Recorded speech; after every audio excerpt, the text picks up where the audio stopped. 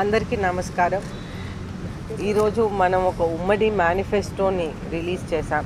అయితే ఈ ఉమ్మడి మేనిఫెస్టో ప్రకారం ఆల్రెడీ ఉన్న సూపర్ 6 కూడా అది కూడా ఇంప్లిమెంట్ చేస్తూ, అలాగే ప్రతి ఇంటికి కొలాయి, అది కూడా ప్రతి ఇంటికి నీళ్లు వచ్చేలా మన మేనిఫెస్టోలో కూడా చూస్తాం.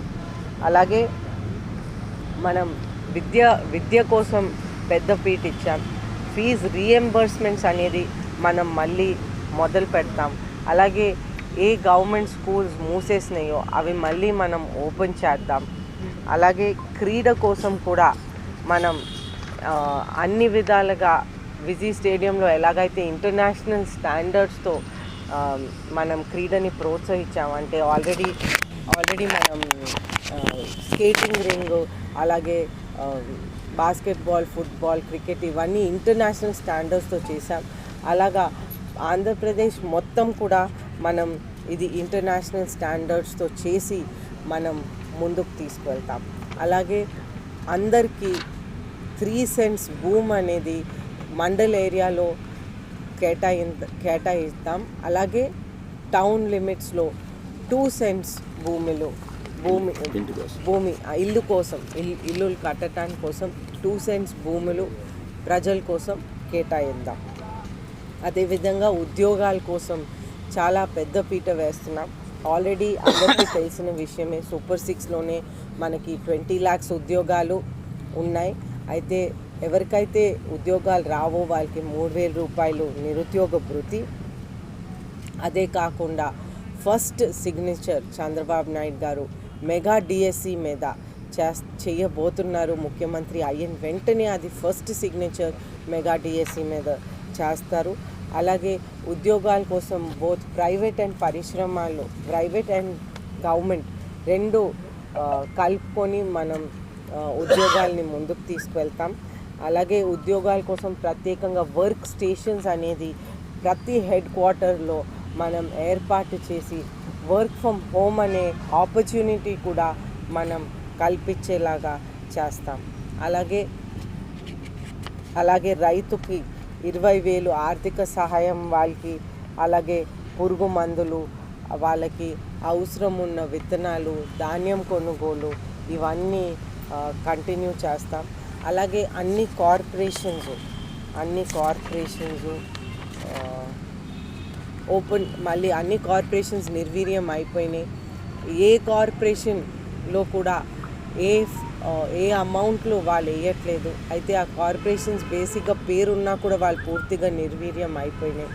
అయితే అన్ని విధాలుగా అన్ని కార్పొరేషన్స్ ఏర్పాటు చేసి పబ్లిక్ అందరికీ దాంట్లో అమౌంట్స్ వెళ్ళేలా, వాళ్ళు ఏదైనా మంచి పని పబ్లిక్ కోసం చేసేలా ఆ కార్పొరేషన్స్ని కూడా మళ్ళీ పూర్తి స్థాయిలో ముందుకు తీసుకెళ్తాం. అలాగే అవన్నీ అన్ని మన ఆల్రెడీ ఉన్న సూపర్ 6 పథకాలు అన్నీ కూడా వర్తిస్తాయి. అలాగే 3 సిలిండర్లు ఉచితంగా ప్రతి సంవత్సరం వస్తాయి.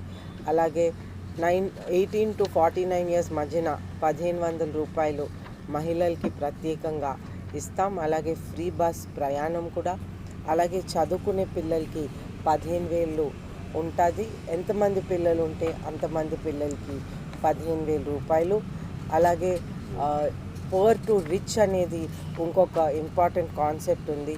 అయితే ఈ పువర్ టు రిచ్ అనేది ఎవరికైతే సంపద తక్కువగా ఉంటుందో, సంపద లేని వాళ్ళకి సంపద సృష్టించి, సపోజ్ ఈరోజు ఒక వ్యక్తికి 500 రూపీస్ అనేది వారు ఎర్న్ చేస్తున్నారు అనుకోండి, మనం సంపద సృష్టించి వాళ్ళ ఒక ఇన్కమ్ పెంచి ఆ ఇన్కమ్ 1,000 రూపీస్ చేసేలా చంద్రబాబు నాయుడు గారు ఒక ప్రణాళిక వేస్తారు. అయితే వాళ్ళ సంపద ఎప్పుడైతే పెరుగుతుందో వాళ్ళ జీవితాలు బాగుంటాయి. అలాగే వాళ్ళ పిల్లలు చదివించగలరు, వాళ్ళ ఓల్డ్ ఏజ్ వాళ్ళని చూడగలరు. ఓవరాల్గా వారి లైఫ్ స్టైల్ అనేది బాగుపడుతుంది. అయితే ఈ విధంగా ఒక పాజిటివ్ విధానంగా పువర్ టు రిచ్ అనేది కూడా తీసుకువెళ్తాం. అలాగే ప్రతి ఇంటికి కొలాయి అనేది ముఖ్యంగా మనం తీసుకువెళ్తాం. అలాగే నదులు అనుసంధానం అనేది ఆల్రెడీ మనకి విజన్ 2047లో అది చాలా క్లారిటీగా చేశారు.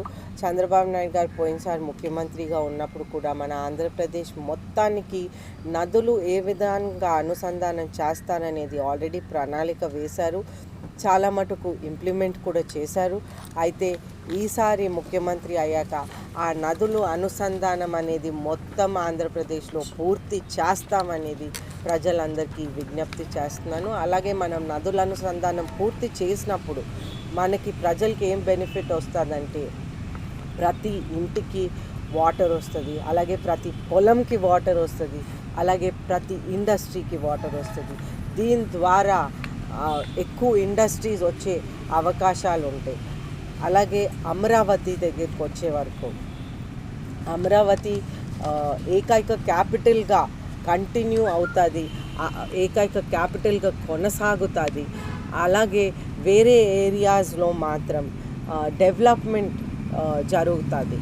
అయితే Amaravati will continue as the single capital. అలాగే ఎయిర్పోర్ట్స్ అన్ని విధాలుగా మన లాస్ట్ టైం ఎక్కడెక్కడ పర్మిషన్స్ వచ్చినాయో ఆ ఎయిర్పోర్ట్స్ అన్నీ మనం పూర్తి చేస్తామనేది మన మేనిఫెస్టోలో ఉంది. అలాగే ఈ ఎయిర్పోర్ట్స్ అన్నీ పూర్తయినప్పటికీ ఎంతో డెవలప్మెంట్ జరుగుతుంది. ప్రతి ఇంటికి ఒక ఉద్యోగం వచ్చేలా ప్రయత్నాలు చేస్తాం.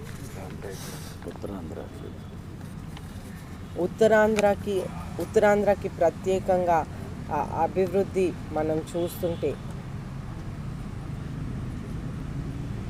లాస్ట్ టైం ఎలాగైతే ఆర్థిక క్యాపిటల్, ఫైనాన్షియల్ క్యాపిటల్గా ఉండిందో అలాగే మనం ఇప్పుడు కూడా మనం ఆ విధంగానే ఫైనాన్షియల్ క్యాపిటల్గా మనం కొనసాగిస్తాం. అలాగే మనం అక్కడ ఉన్నటువంటి పరిశ్రమలు తెచ్చాం, ఐటీ హబ్ అవన్నీ ఎలాగైతే మనం కంటిన్యూ చేసామో లాస్ట్ టైం చేసామో అదే విధంగా ఇప్పుడు కూడా కంటిన్యూ అవుతుంది. అలాగే ఫీజు రీయింబర్స్మెంట్ ఇవన్నీ ఎలాగైతే ముందు కంటిన్యూ అవుతుందో అలాగే కంటిన్యూ అవుతుంది. ఇంకొక important thing land titling act కూడా రిపీల్ చేయటం జరుగుతుంది. ఇప్పుడైతే ల్యాండ్ టైటిలింగ్ యాక్ట్ వైసీపీ ప్రభుత్వం తెచ్చారు. అది ఇంప్లిమెంట్ చేస్తే ఒరిజినల్ డాక్యుమెంట్ ఏమో వాళ్ళ దగ్గర ఉంటుంది, జెరాక్స్ కాపీ డాక్యుమెంట్ ఏమో ఓనర్ దగ్గర ఉంటుంది. అలాగే ఎనీ కన్ఫ్యూజన్ ఈ ల్యాండ్లో మనకి ఏదైనా కన్ఫ్యూజన్ జరిగితే మనం ఏమాత్రం కోర్టుకి వెళ్ళే హక్కు కూడా ఓనర్కి ఉండదు. అది డిసిషన్ మేకర్ రెవెన్యూ డిపార్ట్మెంట్లో రెవెన్యూ అధికారులు డిసిషన్ మేకర్ అవుతారు. అయితే ఇది చాలా డేంజరస్ అయిన సిచ్యువేషన్. మనం ఆల్రెడీ 5 years మనం చూసాం. అధికారులు ఏ విధంగా అధిష్టానానికి బెండ్ అయిపోయారనేది మనకి పూర్తిగా అర్థమైపోయింది. అయితే ఈ విధంగా మన రాష్ట్రాన్ని తీసుకువెళ్తే ఈ ల్యాండ్ టైటిలింగ్ యాక్ట్ వస్తే ఎవరు పేరు, ఏ భూమి ఎవరి పేరు మీద ఉందో ఎవరికి తెలియని పరిస్థితి అవుతుంది. అలాగే ఎవరి ఇల్లైనా పొలమైనా ఎవరి పేరు ఉన్నది ఉందో తెలియని పరిస్థితి అవుతుంది. ఇప్పుడే ఈ 1B రికార్డులు లేకపోతే మ్యూటేషన్ సర్టిఫికేట్స్ ఏ విధంగా తారుమారు అయినాయో మనందరికీ తెలిసిన విషయమే. విజయనగరంలో ప్రత్యేకంగా జొన్నవలస, సారిక విలేజెస్లో విపరీతంగా 1B రికార్డ్ తారుమారు చేశారు. అయితే ఈ విధంగా వెళ్తే ఆ ల్యాండ్ టైటిలింగ్ యాక్ట్ వచ్చిందనుకోండి, ఈరోజు నా పేరు మీద ఉండొచ్చు, రేపు నేను పొద్దున్న లెగ్సే వరకు అది నా పేరు మీద అవసరం లేదు. అయితే ఇది అయినప్పటికీ కూడా మనం కోర్టుకి వెళ్ళే హక్కు కూడా మనకి మిగలదు. అయితే ఈ ల్యాండ్ టైటిలింగ్ యాక్ట్ అనేది ఖచ్చితంగా చంద్రబాబు నాయుడు గారు ముఖ్యమంత్రి అయ్యాక ఇది డెఫినెట్గా రిపీల్ చేయటం జరుగుతుంది. అయితే మనం ఇప్పుడు బాగా ఆలోచించి మనం ఓటు వేయాల్సిన అవసరం ఉంది. ఇది మన మేనిఫెస్టో, ఉమ్మడి మేనిఫెస్టో. దీంట్లో అన్ని విధాలుగా మన రాష్ట్రాన్ని మళ్ళీ ఒక పాజిటివ్ విధానంగా తీసుకువెళ్ళటానికి ప్రణాళికలు వేశారు. అయితే ప్రజలందరికీ నేను విజ్ఞప్తి చేస్తున్నాను, మీకు మీ ఓట్ హక్కు అనేది May 13th వినియోగించుకోవటానికి ఒక మంచి అవకాశం వచ్చింది.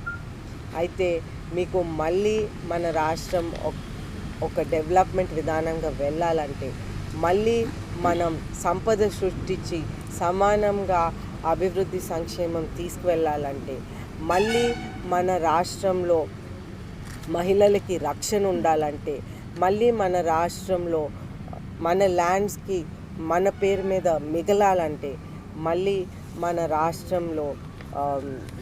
రాష్ట్రంలో డ్రగ్స్ గాంజాయి అనేది అరికట్టాలంటే చంద్రబాబు నాయుడు గారు ముఖ్యమంత్రి అవ్వాలి.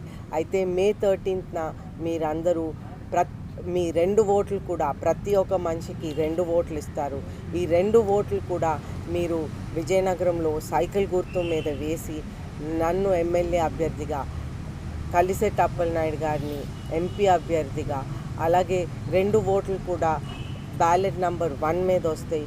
ఈ 2 ఓట్లు కూడా 1 సైకిల్ గుర్తు మీద వేసి మా ఇద్దరిని గెలిపించి, అలాగే చంద్రబాబు నాయుడు గారిని మళ్ళీ ముఖ్యమంత్రిగా చేసి నరేంద్ర మోదీ గారిని మళ్ళీ ప్రైమ్ మినిస్టర్గా 3rd టైం చేసి మళ్ళీ మన రాష్ట్రం దేశంని పురోగతి పదంలోకి అందరం కలిసి తీసుకువెళ్తామని కోరుకుంటూ సెలవు తీసుకుంటాం.